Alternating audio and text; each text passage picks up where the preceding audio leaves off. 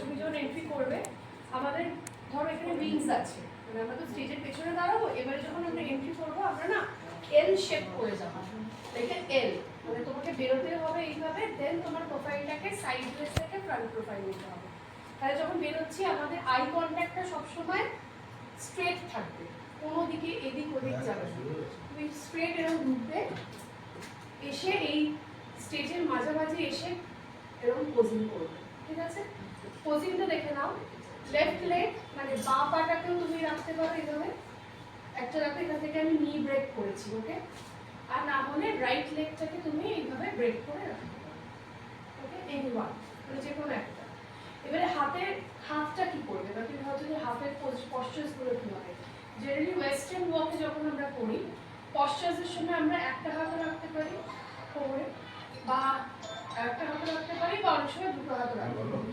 কিন্তু যে মোমেন্টে ওয়াক শুরু করবো তখন আমরা কোমরে হাত দিয়ে হাঁটবো, তখন আমাদের ফ্রি মুভমেন্ট হবে, ফ্রি ফ্লো হবে।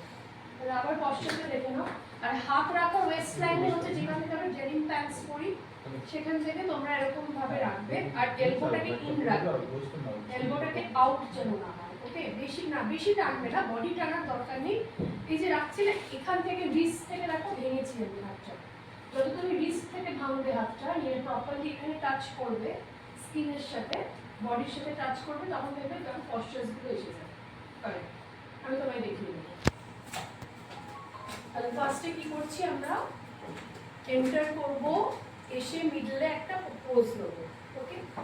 এই হ্যাঁ, এবারে পোজিং করার সময় আমরা এখানে কাউন্ট করব 1 2 3 4, বেশি নয়, বেশিক্ষণ দাঁড়াতে হয় না, একটু এসে দাঁড়িয়ে 4 কাউন্টস, মানে কাউন্টিংটা এখন তোমাদের আমি বইয়ে প্র্যাকটিস করাবো, কিন্তু যখন তোমরা শিখে যাবে তখন কিন্তু মুখে বলবে না, এটা ভেতরে বলবে। পরে তুমি পশ্চার নিচ্ছ, তারপরে তুমি স্ট্রেট ওয়াক করছো, হেড রাখো, স্ট্রেট একদম যাবে সুন্দর করে।